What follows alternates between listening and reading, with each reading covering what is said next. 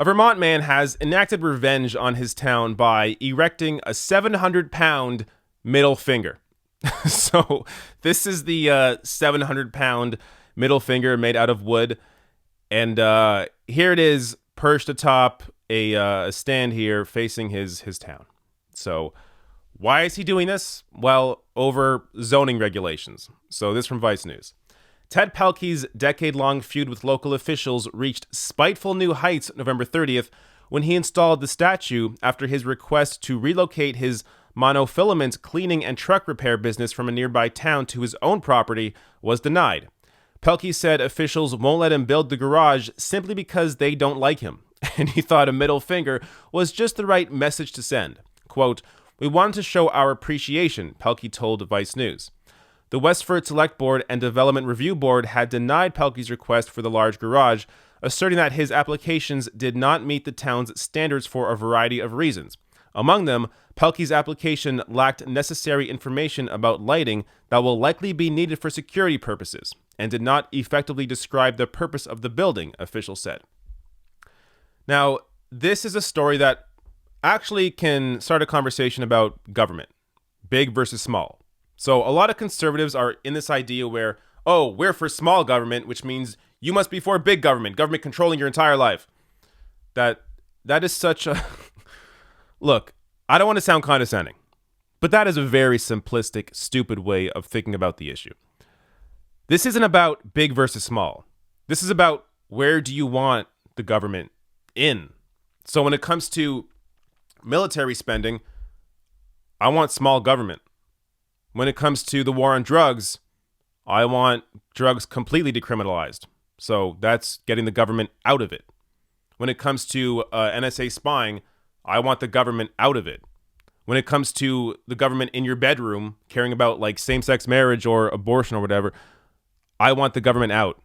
So this idea that it's, big versus small, I'm for small, you're for big, that's not how it works. It depends on the issue. So when it comes to small businesses, I do think a lot of small business can face issues, especially with local and state governments when it comes to these sorts of things. That can be a problem for them.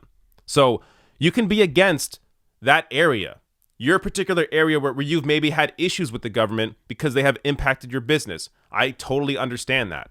That doesn't mean that all government is bad. So I believe in universal health care because guess what? I live in Canada where I have it, and it's fantastic. So, I mean, the amount of issues, the amount of stories I see about healthcare in the U.S., it's disturbing because a lot of you, look, if you're American, you live in this society where it's still a debate. I mean, healthcare being a right is still being debated.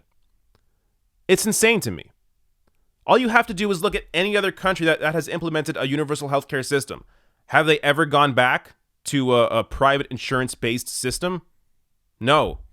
Now, maybe some of them have options for private insurance, and I know in Canada we do have that. But we don't take away universal healthcare once you've implemented it because it is extremely popular.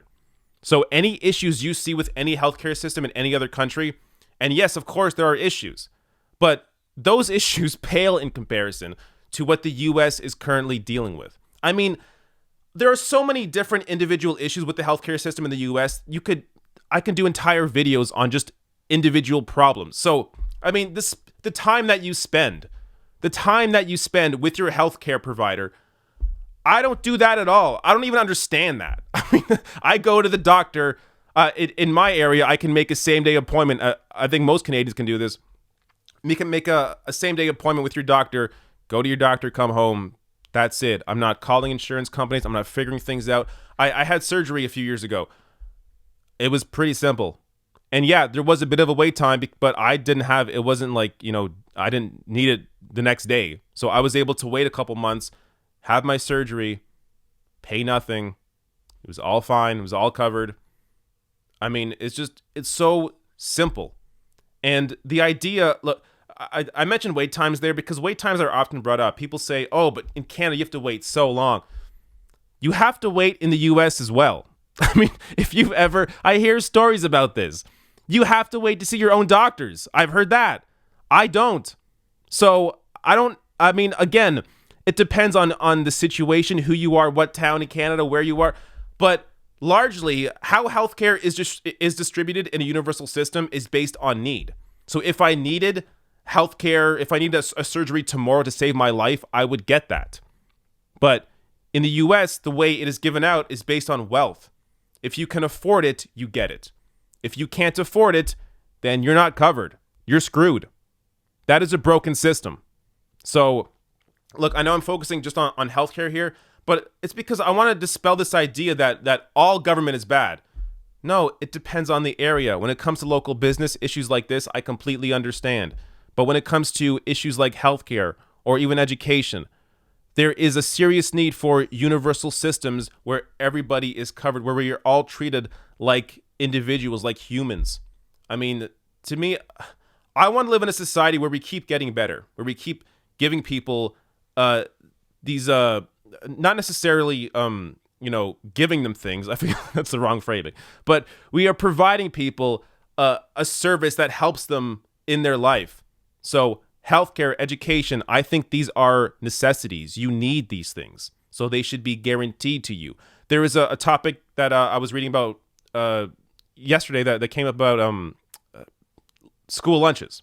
So lunches in school for kids in elementary, high school, yes, I think lunch should be provided because a lot of people simply cannot afford food. Now, a lot of people will bring their own food, and that's fine too. But understand, we live in a system where we should want to help everyone. Any burden that you can provide, that you can take off the system or off the person and give into the system, that's a benefit for that family, for that individual. Now, you can't do that in every instance. You can't, guarantee work to people if they don't have the skills to do the work, but you can guarantee the education that can help them get the work. So, I don't know. I don't want to get too down the hole here, but the point being, there is good government and there is bad government. Understand there is nuance here. It's not just black and white.